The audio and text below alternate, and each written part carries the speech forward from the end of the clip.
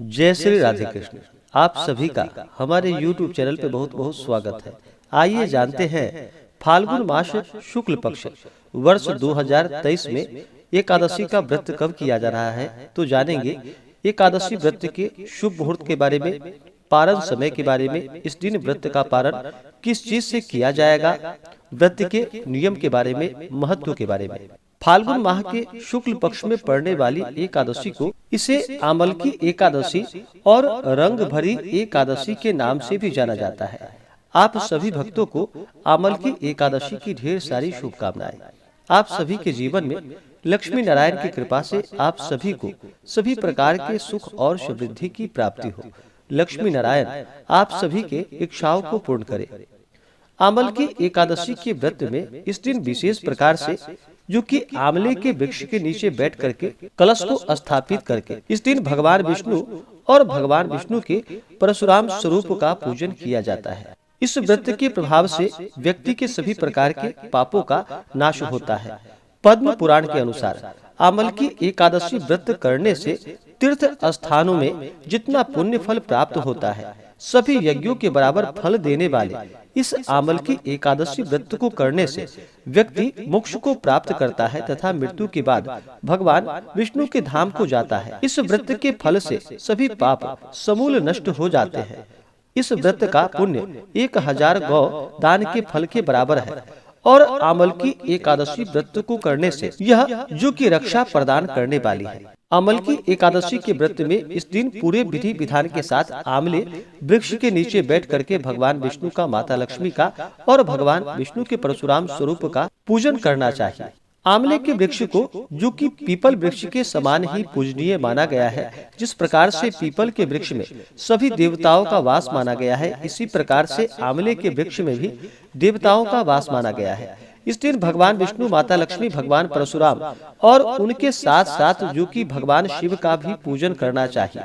तो यह बड़ा ही पुण्य फल दायी होता है। जो भी एकादशी का व्रत करते हैं उन्हें एकादशी व्रत के लिए, जो कि दशमी के दिन से ही व्रत में नियमों का पालन करना चाहिए। दशमी, एकादशी और द्वादशी, इन 3 दिनों तक जो कि शुद्ध और सात्विकता का पालन करना चाहिए, ब्रह्मचर्य का पालन करना चाहिए, तामसिक वस्तुओं का प्रयोग बिल्कुल भी नहीं करना चाहिए, धर्म का आचरण करते हुए रहना चाहिए।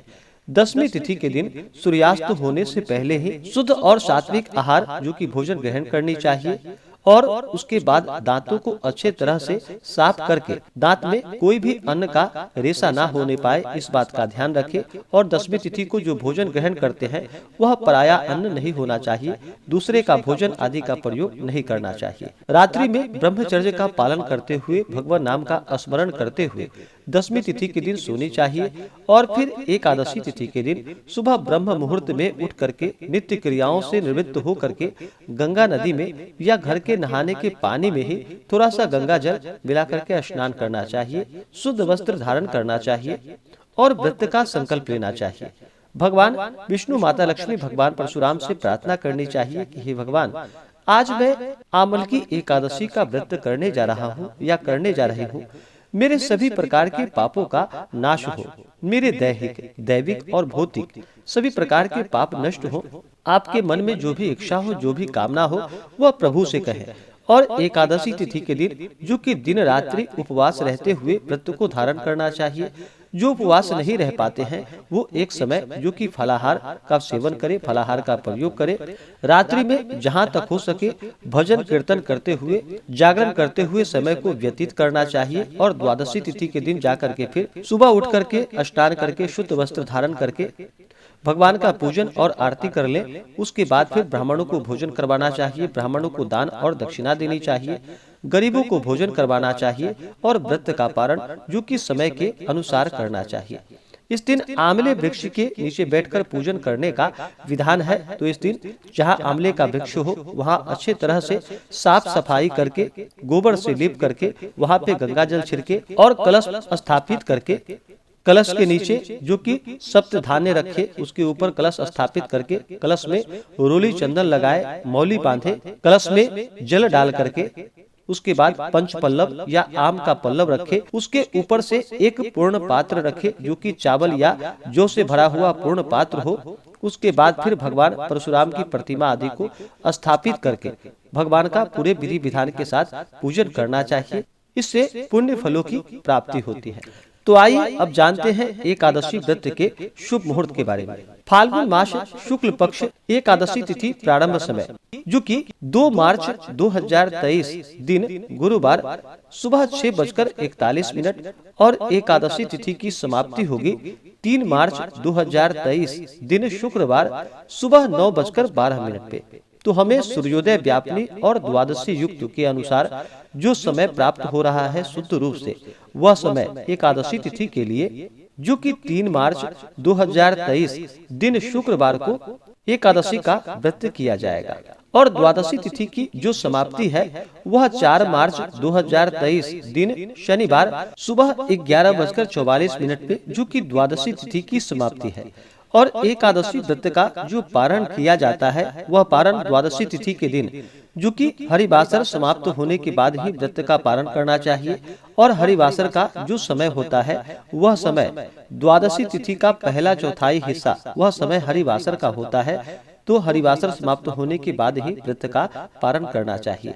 तो आमल की एकादशी व्रत का पारण जो कि 4 मार्च 2023 दिन शनिवार को व्रत का पारण किया जाएगा और पारण का जो समय होगा वह समय सुबह 6:48 से सुबह 9:09 तक व्रत का पारण किया जाएगा। इस बार आमल की एकादशी व्रत का पारण जो कि गौदहन्या पारणम यानी कि गाय के दूध के दही से व्रत का पारण किया जाएगा। आमल की एकादशी के व्रत में इस दिन विशेष प्रकार से भगवान विष्णु को जो कि आमले का भोग अवश्य ही लगाना चाहिए और उसे प्रसाद के रूप में भी ग्रहण करनी चाहिए। आमल की एकादशी के दिन जो राहु काल का समय होगा वह समय सुबह 10:42 से दोपहर 12:10 तक यानी कि 3 मार्च को राहु काल का समय होगा। राहु काल समय के दौरान कोई भी शुभ कार्य या नया कार्य नहीं करना चाहिए, यह लाभकारी नहीं होता है, तो इस बात का ध्यान रखें। योग जो कि सौभाग्य योग होगा शाम 6:43 तक। उसके बाद शोभन योग। नक्षत्र की बात करें तो पुनर्वसु नक्षत्र दोपहर 3:44 तक। उसके बाद पुष्य नक्षत्र। एकादशी तिथि के दिन सर्वार्थ सिद्धि योग भी होगा जो कि शाम 4:07 तक। इन योग में जो कि अगर आप पूजन आदि का कार्य करते हैं या किसी भी प्रकार का व्रत पूजन करते हैं तो उसका अनंत गुना पुण्य फल प्राप्त होता है। तो इस दिन आमल की एकादशी के व्रत में जो कि भगवान विष्णु का पूरे विधि विधान के साथ पूजन करे तो लाभकारी होगा। आमल की एकादशी को इसे जो कि रंग भरी एकादशी के नाम से भी जाना जाता है और इस दिन भगवान को विशेष करके जो कि भगवान शिव, भगवान विष्णु और भगवान परशुराम का पूरे विधि विधान के साथ पूजन करना चाहिए और इन्हें गुलाल अवश्य ही अर्पित करनी चाहिए। इसलिए इसे रंग भरी एकादशी के नाम से जाना जाता है और इसी एकादशी को जो कि भगवान विश्वनाथ का श्रृंगार दिन के रूप में इस दिन को माना जाता है। तो इस दिन भगवान शिव का पूरे विधि विधान के साथ पूजन करे तो अनंत गुना पुण्य फलदायी होगा। तो इसी प्रकार से जो भी एकादशी का व्रत करते हैं उन्हें पूर्ण विधि विधान के साथ भगवान का पूजन करना चाहिए।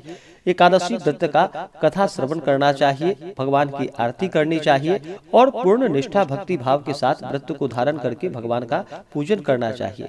व्रत के लिए अगर मन में अश्रद्धा हो, अविश्वास हो तो उस व्रत को नहीं करनी चाहिए, वह व्रत निष्फल ही माना जाता है। तो प्रभु पे विश्वास रखते हुए पूर्ण श्रद्धा भक्ति भाव के साथ ही पूजन करना चाहिए। इससे अनंत गुना पुण्य फलों की प्राप्ति होती है, सभी प्रकार के पापों का नाश होता है और भगवान की कृपा से अंत समय में मोक्ष की प्राप्ति होती है। तो आशा करता हूँ कि यह जानकारी आपको अच्छा लगा हो। ऐसे ही ज्ञानवर्धक जानकारियाँ प्राप्त करने के लिए हमारे इस चैनल पे अगर आप नए हैं तो चैनल को लाल बटन दबा करके सब्सक्राइब करें, साथ में बेल आइकन घंटी को दबाएं ताकि मेरे वीडियो का नोटिफिकेशन आपको समय से मिलता रहे। वीडियो को लाइक करें, शेयर करें, सुखी रहें और स्वस्थ रहें। जय श्री राधे कृष्ण। धन्यवाद।